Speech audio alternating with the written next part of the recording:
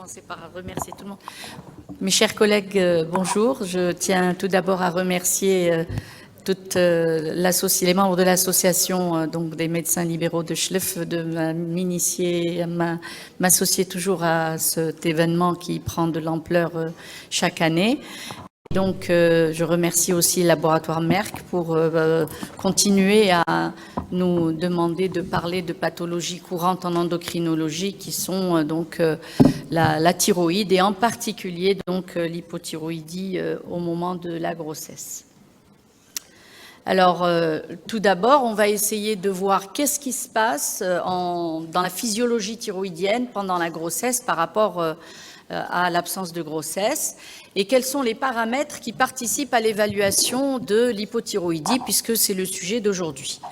Ensuite, on va parler des conséquences de l'hypothyroïdie sur la grossesse puisque c'est ce qu'on craint le plus, sur la mère, sur l'enfant, etc.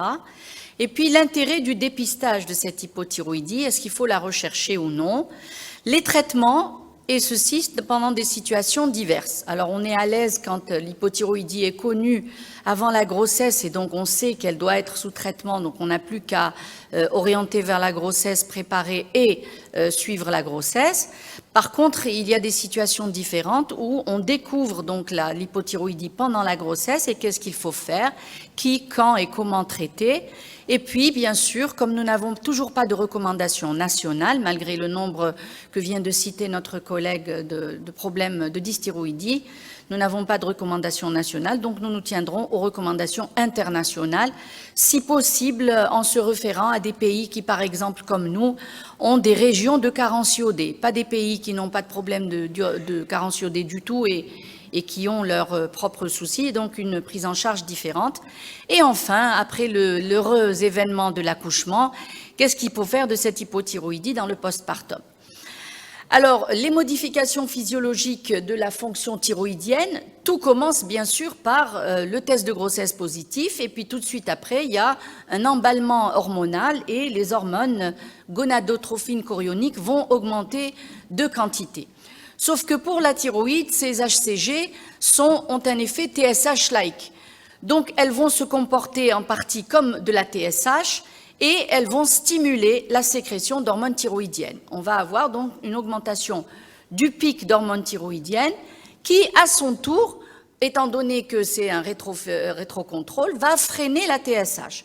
Donc, ça dépendra donc dans quelle période on va tomber, mais on va certainement avoir des TSH plus basses. Et ensuite, à partir de la 20e, 22e semaine, les taux se stabilisent. Pourquoi? Parce que la mère, normalement, est suffisamment traitée. L'enfant a une thyroïde fonctionnelle, il fait sa propre hormone thyroïdienne. Et on arrive donc avec une dose stable jusqu'à l'accouchement. Mais en ce qui nous concerne, bien sûr, il faut qu'on sache quels sont les paramètres qui participent à l'évaluation de l'hypothyroïdie. Alors d'abord, comme je viens de le dire, il y a le statut iodé, puisque c'est en quelque sorte la matière première avec laquelle la thyroïde fabrique donc les hormones thyroïdiennes. Il faut de l'iode pour fabriquer des hormones thyroïdiennes. Est-ce qu'elle en a assez? Oui ou non? Est-ce qu'elle en a assez pour elle et pour son enfant? Donc il faut s'en assurer. D'abord le statut iodé, puis le Body Mass Index. Il semble que, comme on le voit maintenant, et grâce aux études qui ont été faites, par exemple en Algérie, la Stepwise OMS, on voit que 2 femmes sur 3 sont en surcharge pondérale, voire obèses, et donc il faut prendre en considération ce paramètre.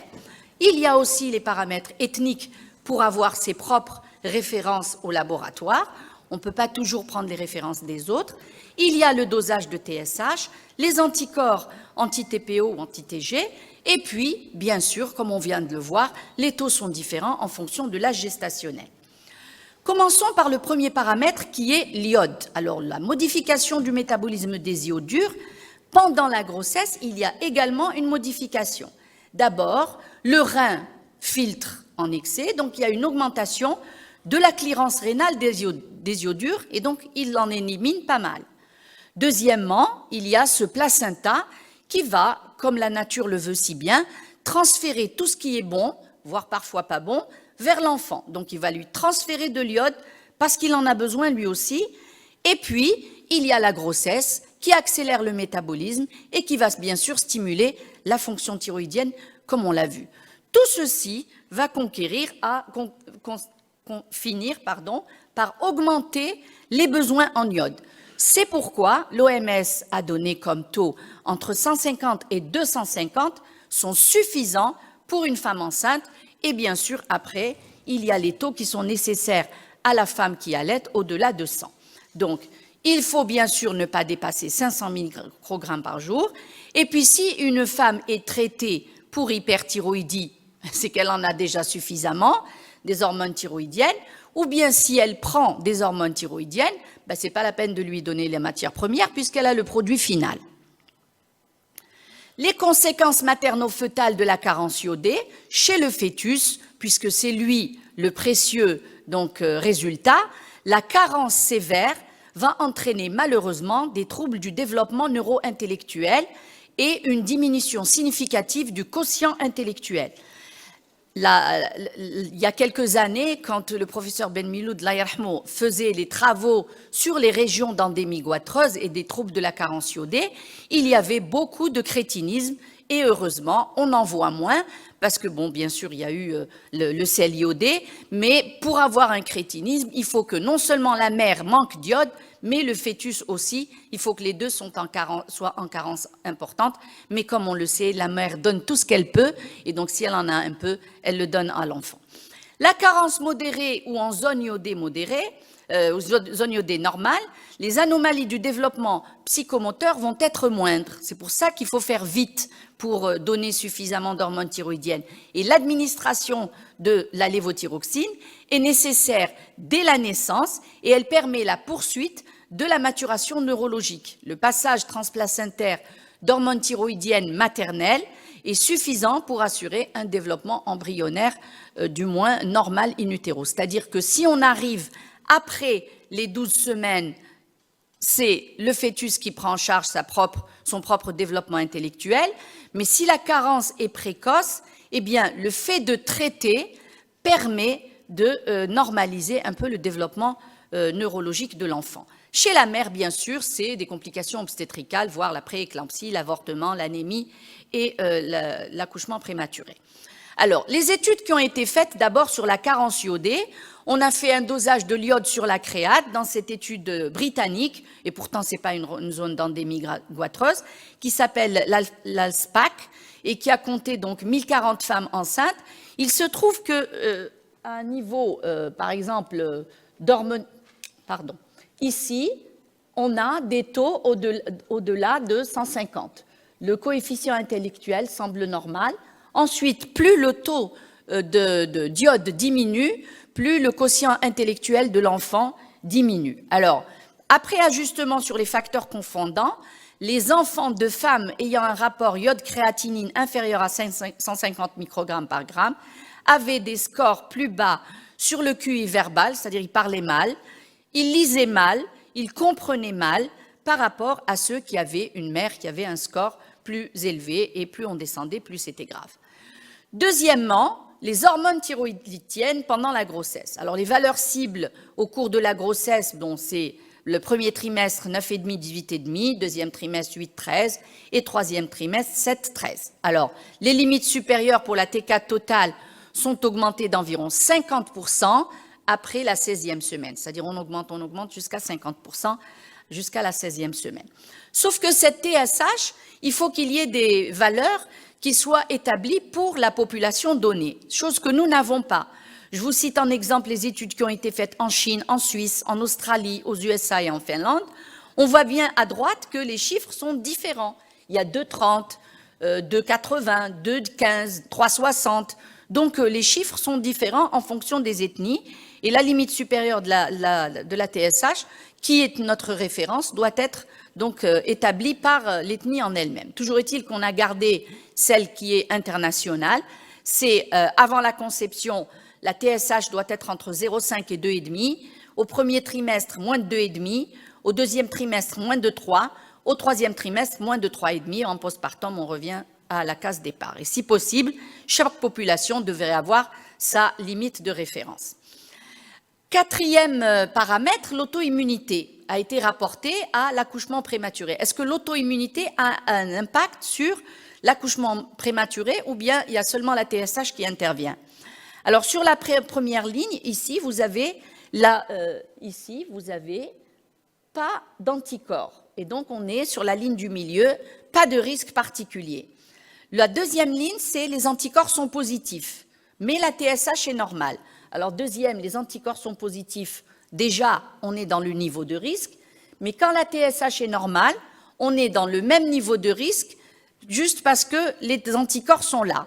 Mais quand les anticorps sont positifs et que la TSH commence à être anormale, on rejoint donc le risque pour l'enfant pendant la grossesse. Donc, si il y a une auto-immunité positive comparée à l'euthyroïdie au premier trimestre, on a 2 à 3 fois plus d'avortements, 2 fois plus de prématurité. Et si, comme on le voit maintenant, les femmes font de la procréation médicalement assistée, malheureusement, au prix où c'est, il y a beaucoup d'avortements si on ne contrôle pas la thyroïde et les anticorps. Alors, impact du traitement maintenant. Bon, est-ce qu'il faut traiter alors dans ces cas-là de la LT4 sur les anticorps? On voit ici, par exemple, pour le premier en haut, les avortements. Lorsque les anticorps sont positifs et qu'elle reçoit en noir des hormones thyroïdiennes, la lévothyroxine, et lorsqu'il n'y a pas d'anticorps tout à fait à droite, et donc elle ne reçoit rien, on a le même taux d'avortement. Contrairement au milieu, où il y a des anticorps et elle n'a pas de traitement. Donc, il semble que le traitement apporte quelque chose et on a à peu près la même chose pour le preterm delivery, c'est-à-dire l'accouchement prématuré. Quand on traite alors qu'il y a des anticorps, c'est comme si on avait pallié l'inconvénient de la présence des anticorps. Et donc, l'administration de lévothyroxine diminue les avortements et les accouchements prématurés. Alors, les conséquences de l'hypothyroïdie sur la grossesse. Maintenant, l'importance du transfert transplacentaire, là, des hormones thyroïdiennes et non pas l'iode, comme on a vu tout à l'heure. Au premier trimestre, donc, la thyroïde fœtale n'est pas fonctionnelle, on l'a dit, avant 12 semaines, 12 à 15. Le cerveau fœtal, dès le premier trimestre, puisqu'il ne fabrique pas ses hormones thyroïdiennes, subhanallah, dans son cerveau, il y a des récepteurs cellulaires AT3, et c'est lui-même, en recevant la T4 de la mère, qui, au niveau de son cerveau, puisque c'est son utilisation principale et primordiale, qui fait la conversion en T3 pour pouvoir assurer son propre développement intellectuel. Les conséquences cérébrales de l'hypothyroïdie, par la suite, c'est aussi le retard psychomoteur et donc le QI, l'avortement et la mortalité éventuellement si c'est létal. Alors, l'hypothyroïdie et la grossesse, le rapport TSH et QI. Ici, on voit bien dans cette étude que l'hypothyroïdie maternelle est associée à une diminution des fonctions cognitives de l'enfant. À droite, regardez, la TSH est élevée chez des femmes hypothyroïdiennes. À gauche, elle est basse chez des femmes normothyroïdiennes. Et bien, chez celles de droite, on a plus d'enfants qui ont, à l'âge de 7 ans, puisqu'ils ont repris le quotient intellectuel vers 7-9 ans, eh bien, il est plus bas que celles qui n'étaient pas hypothyroïdiennes. Et donc, le score de QI est inversement proportionnel au taux de TSH. Plus la TSH s'élève, plus le QI baisse. L'hypothyroïdie maternelle non ou maltraitée pendant la grossesse affecte le développement neurologique, donc fœtal, d'où l'intérêt de certaines personnes d'avancer le dépistage précoce dans l'hypothyroïdie. Alors, y a-t-il un risque ou des risques obstétricaux avec une TSH normale? Là, on est sur 4000, plus de 4000 femmes sans anticorps. Là, on enlève le paramètre anticorps. On a vu que chez les femmes qui avaient une TSH élevée, au-delà entre 2,5 et 5, il y avait 6,1% de fausses couches par rapport à 3,6 chez celles qui avaient une TSH inférieure à 2,5. Donc, la TSH aussi est un paramètre qui intervient dans le risque d'avortement qui est 2 fois plus fréquent quand elle augmente. Les conséquences obstétricales, on les voit toutes ici, chez les hypothyroïdiennes avérées, c'est-à-dire connues et non traitées, l'avortement, l'hypertension gestationnelle, voire la prééclampsie, la perte de l'enfant, l'anémie, l'hémorragie, etc. Donc, tout est possible lorsqu'on ne régule pas la fonction thyroïdienne. L'intérêt du dépistage maintenant de l'hypothyroïdie pendant la grossesse. Les Anglais également ont fait une étude qui s'appelle la CATS, la Control Antenatal Thyroid Study. C'est un grand essai comparatif qui a vu le traitement par la LT4 versus l'absence de traitement chez des hypothyroïdiennes infracliniques. Infracliniques, ça veut dire que les hormones thyroïdiennes étaient normales, mais la TSH ne l'était pas. Avec pour résultat principal, toujours, ce qui nous importe le plus, c'est le QI de l'enfant à 3 ans. Eh bien, il n'y avait pas de bénéfice du traitement de l'hypothyroïdie infraclinique pendant la grossesse sur le développement intellectuel de l'enfant.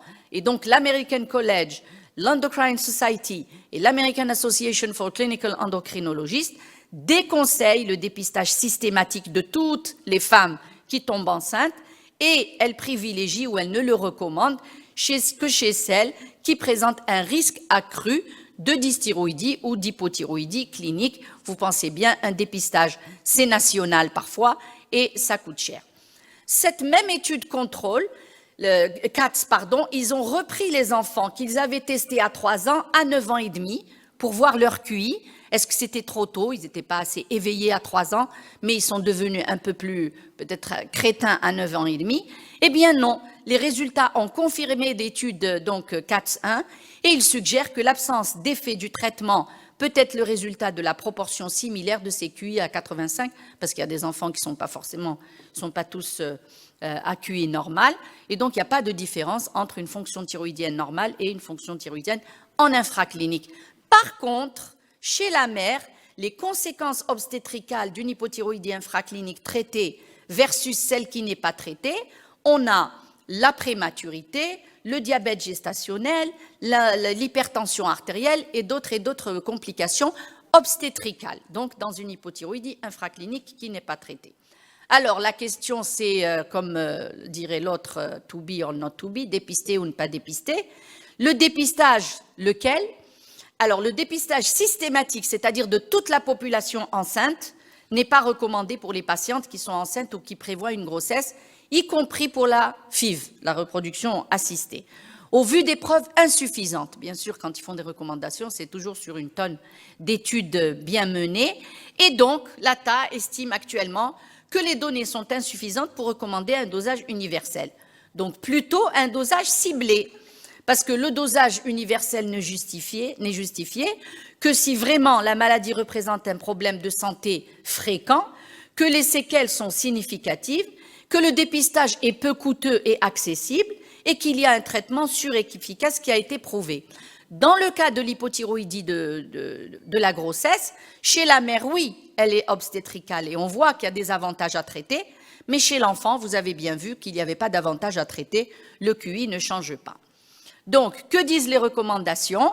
Voici les populations à dépister. Le dépistage ciblé doit être fait devant une hémithyroïdectomie, c'est normal. Une femme qui a été opérée de sa thyroïde dont on a enlevé une partie, forcément, ça diminue de la fonction thyroïdienne puisqu'il y a moins de cellules thyroïdiennes. Les antécédents d'irradiation thyroïdienne ou cervicale, si on a irradié, c'est que forcément on en a détruit un peu. Des preuves d'auto-immunité, comme on voit ici la présence d'anticorps antithyroïdiens avant la grossesse, des antécédents personnels ou familiaux de pathologies auto-immunes et de pathologies thyroïdiennes, un goitre, un traitement antérieur par des antithyroïdiennes synthèse, un traitement à effet thyroïdien potentiel, comme l'amiodarone, le lithium ou un produit de radio de contraste récent, ou bien une infertilité, un âge au-delà de 30 ans, le diabète de type 1 où 15% des diabétiques de type 1 développent quand même une hypothyroïdie, des antécédents de fausse couche et d'avortement, bien sûr, parce qu'il faut chercher pourquoi, et des patientes qui habitent dans une zone de carence iodée, et bien sûr, comme on a vu au départ, le BMI supérieur à 40 kg par mètre carré. Donc, toutes celles-là, il vaut mieux pour elles rechercher donc une hypothyroïdie. Le dépistage ciblé, le diagnostic doit être fait car souvent l'hypothyroïdie est asymptomatique. Pourquoi? Parce que au début de la grossesse, les femmes sont fatiguées, elles prennent du poids et c'est à peu près la même chose dans l'hypothyroïdie. On est fatigué et on prend du poids. Donc il ne faut pas que ces signes soient trompeurs. L'hypothyroïdie infraclinique, elle par contre, elle est asymptomatique, donc elle est encore plus trompeuse. Et l'auto-immunité, c'est-à-dire les anticorps, n'affectent pas la femme qui n'est pas enceinte. Ça fait rien, elle va avoir des anticorps et puis après ils vont détruire peu à peu la thyroïde. Mais au moment où elle est enceinte, ça peut ne pas compenser les besoins qui vont être augmentés durant la grossesse et donc le métabolisme ne répondra pas. Le traitement, enfin, alors selon l'American Thyroid Association, selon les diverses situations que l'on a vues, il y aura diverses façons de traiter. Si le traitement avant la grossesse se fait sur une thyroïde, bon, le traitement doit être envisagé chez les femmes en âge de procréer qui ont une TSH entre 2,5 et maintenant on va admettre 4 comme limite supérieure, ou si elles sont au premier trimestre de la grossesse, ou si elles prévoient une grossesse même avec une procréation médicalement assistée. Si c'est une hypothyroïdie qui était déjà existante avant la grossesse, connue et déjà sous traitement, on va faire une TSH avant la conception. Si possible, on va la préparer avec une bonne TSH. Si elle est sous contraception, elle n'a qu'à la garder jusqu'à ce qu'on ait une bonne TSH. Ensuite, on ajuste le traitement s'il le faut pour un objectif de TSH à moins de 2,5. Et après, on lui dit ça et tu peux faire ta grossesse tranquillement tout en continuant à la consulter. Les patientes donc hypothyroïdiennes connues et traitées et qui tombent enceintes doivent recevoir un traitement, garder bien sûr leur traitement puisqu'elles étaient hypothyroïdiennes, mais elles vont augmenter la dose de 20 à 30% sans attendre ni le bilan ni rien du tout. Dès qu'elle a un test de grossesse positif, qu'elle est connue comme hypothyroïdienne, vous avez vu qu'on a un métabolisme qui augmente, on va certainement augmenter. Donc on augmente, parce qu'on ne sait jamais est-ce qu'elle va revenir à temps ou non, le développement cérébral il est là, donc on lui donne, on la couvre, elle fait sa TSH et après on voit si on est dans les bonnes normes. Maintenant, l'hypothyroïdie avérée que l'on va découvrir pendant la grossesse, alors avérée, ça veut dire TSH élevé, FT4 basse, dont la fréquence est à 0,06 à 0,3% des femmes enceintes. Et ça, c'est les statistiques américaines. Devant toute hypothyroïdie donc avérée, il faut donner de la LT4. Pour peu qu'elle vienne avec une TSH élevée et une FT4 basse, on la donne. 4 semaines après, on contrôle la TSH et on a pour cible de la ramener à moins de 2,5. Et bien sûr, on augmente la dose jusqu'à au moins la 20e semaine et on contrôle tous les mois, 4 à 6 semaines. Maintenant, si l'hypothyroïdie est infraclinique, là, ça veut dire que la TSH est élevée, mais la FT4 est normale, ce qui représente quand même 2,2 à 2,4% des femmes enceintes aux États-Unis. Alors, si la TSH est supérieure à 2,5 et elle va jusqu'à 4, on va doser les anticorps. Si les anticorps sont positifs, si la TSH est à moins de 2,5, on ne donne rien. Si la TSH est entre 2,5 et 4, on peut envisager ou considérer le traitement. Mais si elle est au-delà de 4 et surtout jusqu'à 10, alors là, il ne faut surtout pas rater la prescription et la mettre tout de suite sous traitement. S'il n'y a pas d'anticorps, si la TSH est inférieure à 4, ce n'est pas la peine, on ne traite pas mais on surveille. Et si elle est entre 4 et 10, il faut quand même considérer le traitement. Surtout si elle est à 10, il faut impérativement donner le traitement. Comment maintenant on va donner la dose d'initiation de 1 à 2 microgrammes par kilo par jour ou carrément 100 microgrammes, un comprimé? On fait une TSH au bout de 4 semaines et puis, si possible, bien sûr, on lui apprend tout de suite, puisque si elle n'avait pas déjà pris de la lévothyroxine, on lui dit qu'il faut que ça soit pris loin des repas, sans vitamines, surtout celles qui contiennent du fer, du calcium, du magnésium, sans inhibiteur de la pompe à protons, les contraceptifs, bon non, puisqu'elle est enceinte, sans maladie gastro-intestinale qui pourrait interférer dans l'absorption de ces hormones thyroïdiennes. Alors, quelle valeur et comment surveiller la TSH? On l'a vu, toute femme qui a une hypothyroïdie clinique ou infraclinique ou qui est une femme à risque, et donc on a fait un dosage d'anticorps et qu'il est positif, on lui donne des hormones thyroïdiennes, on surveille sa TSH et on la ramène à moins de 2,5. Le bénéfice de ces traitements a été donc publié dans cette étude en 2019, les complications obstétricales avec ou sans traitement adéquat de l'hypothyroïdie. Alors, à gauche, on a les hypothyroïdiennes. Là, c'est un registre finlandais de 2004 à 2013 qui a pris 550 860 grossesses, dont 16 300 étaient des hypothyroïdiennes et 6 000, ils ont considéré qu'elles étaient très bien traitées. Donc ça, c'est les 16 000. Elles étaient traitées, mais semble-t-il pas assez bien. Il n'en demeure pas moins que les complications N'empêche, elles sont là, puisqu'ils sont un peu sur la ligne de droite, c'est-à-dire les accouchements, les hémorragies, etc. Contrairement à celles qui étaient très bien traitées sur la droite et chez lesquelles on voit que tout rejoint la ligne médiane, toutes les complications rejoignent presque la norme et donc on a le moins de complications possibles. Donc le traitement par la lévothyroxine diminue les complications obstétricales des patientes, même en hypothyroïdie infraclinique. Maintenant, que faire pour la prévention de l'hypothyroïdie pour la grossesse? Eh bien, il faut un dépistage préconceptionnel chez les femmes, comme on vient de le voir à l'ATA. L'HAS en a donné moins, mais elle a donné les principales, c'est-à-dire des antécédents personnels et familiaux, des anticorps, des maladies auto-immunes. Dans le postpartum, je termine, si l'hypothyroïdie existait avant la grossesse, on reprend la dose qu'elle avait quand elle n'était pas enceinte.